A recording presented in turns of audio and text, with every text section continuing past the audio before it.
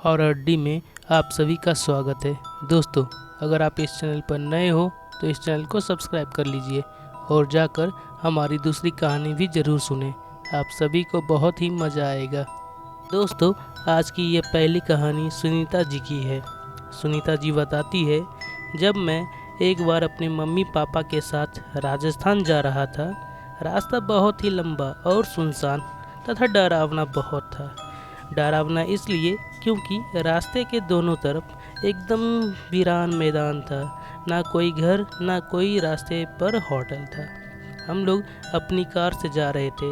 रास्ता इतना लंबा था कि जाते जाते शाम हो गई। रास्ता और भी डरावना लगने लगा। पूरे रास्ते कहीं पर भी कोई लाइट नहीं दिख रही थी। थोड़ा आगे बढ़े तो हमें एक छोटी सी झोपड़ी दिखी। उस झोपड़ी के आंगन में एक लालटेन लटकी थी।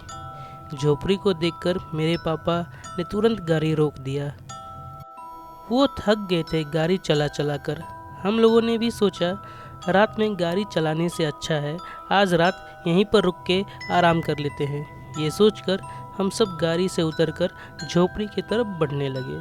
सड़क से झोपड़ी महज 500 कदम की दूरी पर थी। हम सब झोपड़ी की तरफ आगे बढ़ने लगे।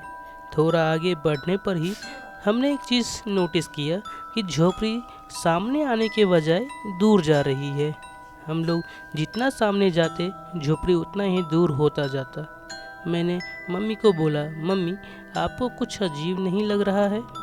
मम्मी बोली, अजीब क्या, मुझे तो कुछ समझ ही नहीं आ रहा है, ये हो क्या रहा है? पापा बोले, शायद ये एक भ्रम है। हम लोग इस भ्रम में फंस गए हैं। हमें तुरंत वापस जाना चाहिए और गाड़ी ही अभी हमारे लिए सेफ जगह है। हमें भी यही सही लगा। हम लोग तुरंत गाड़ी में आकर बैठ गए। 5 से 7 मिनट गुजरे ही थे कि उस झोपड़ी से कहराहने की आवाज़ आई। ऐसा आवाज़ आ रहा था मानो कोई बहुत दर्द में हो। उसकी कराहने की आवाज़ पूरी जगह गूंज रही थी। हमने सोचा गाड़ी थोड़ा आगे ले लेते हैं, लेकिन गाड़ी चालू ही नहीं हुई। मजबूरन हमें उसी जगह रुकना पड़ा। धीरे धीरे कराहने की आवाज़ रोने में बदल गई। हम लोग को समझ ही नहीं आ रहा था आखिर यहाँ चल क्या रहा है, आखिर हमारे साथ ये हो क्या रहा है। हम तीनों बहुत ही डर गए। एक तो सुनसान जगह था और ऊपर से कोई लाइट भी नहीं थी। हम सब चुपचाप गाड़ी में बैठ गए। थोड़ी देर बाद अचानक से गाड़ी के सामने एक आदमी आया। वह घूर घूर कर हमें देख रहा था और अचानक से दौड़ते दौड़ते उस झोपड़ी में चला गया।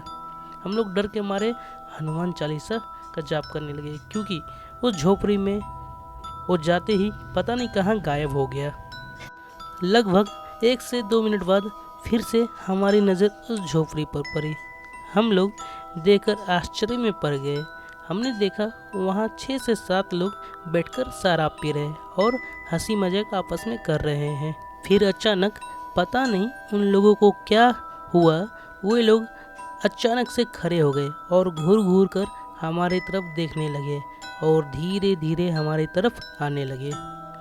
पापा तो इतना डर गए कि हम लोगों को बोला कि गाड़ी में चुपचाप बैठे रहो, मैं गाड़ी चालू करने की कोशिश करता हूँ। पापा ने बहुत ट्राई किया गाड़ी चालू करने का, लेकिन गाड़ी स्टार्ट ही नहीं हुई। वे लोग इतने गुस्से में दिख रहे थे कि मानो अब हमारा खून ही कर देगा।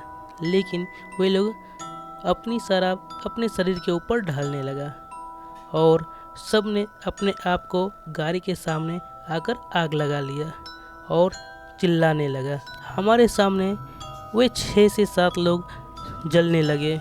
हमें तो अपने आंखों पर विश्वास ही नहीं हो रहा था कि हम लोग ऐसा नज़ारा देख रहे हैं।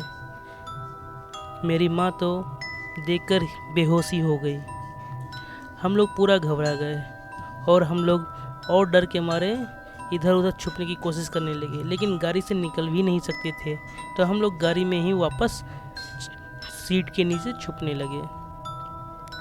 तभी थोड़ी देर बाद मेरी आँख झट से खुली और मैं देखा अपने आप को, मैं अभी भी रास्ते में था और मुझे समझ आया मैं तो बस एक बुरा सपना देख रहा था।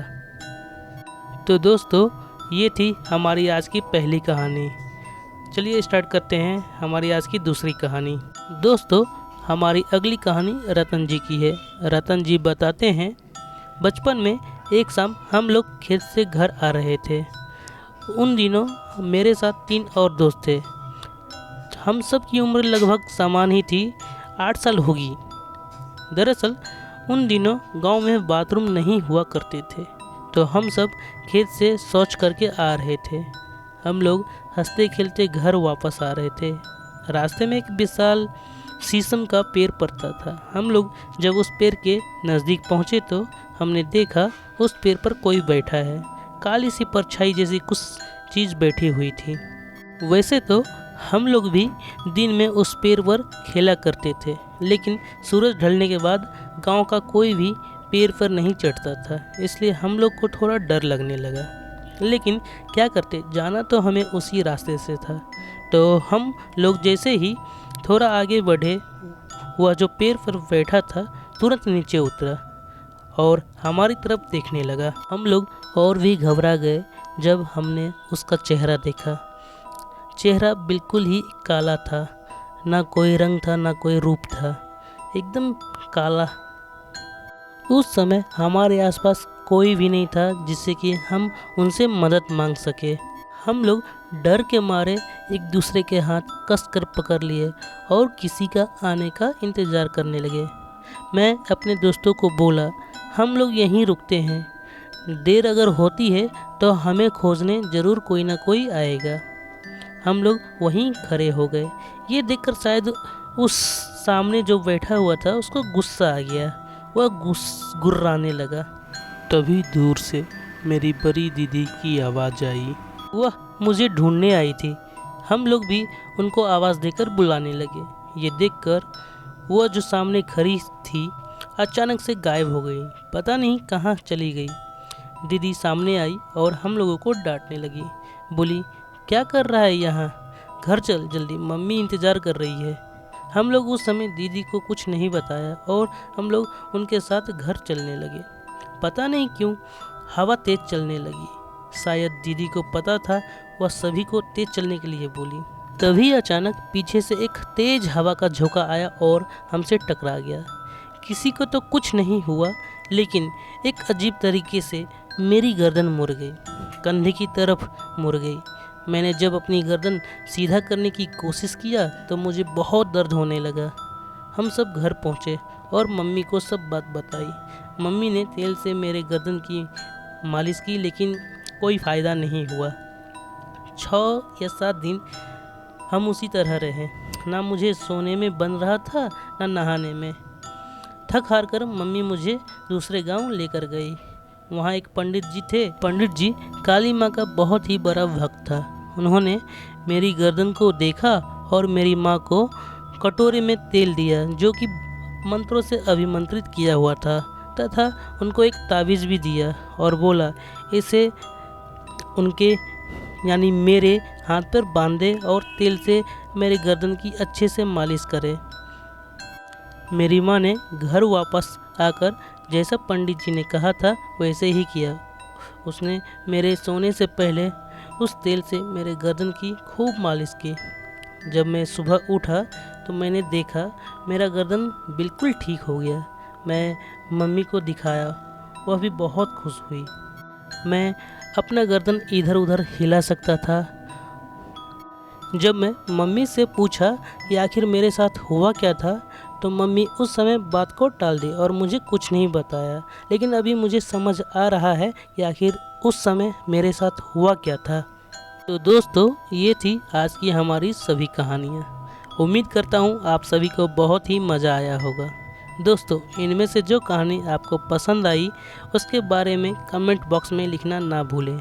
अगर आप इस चैनल पर नए हो तो इस चैनल को सब्सक्राइब किए बिना मत जाना। मिलते हैं अगले वीडियो में।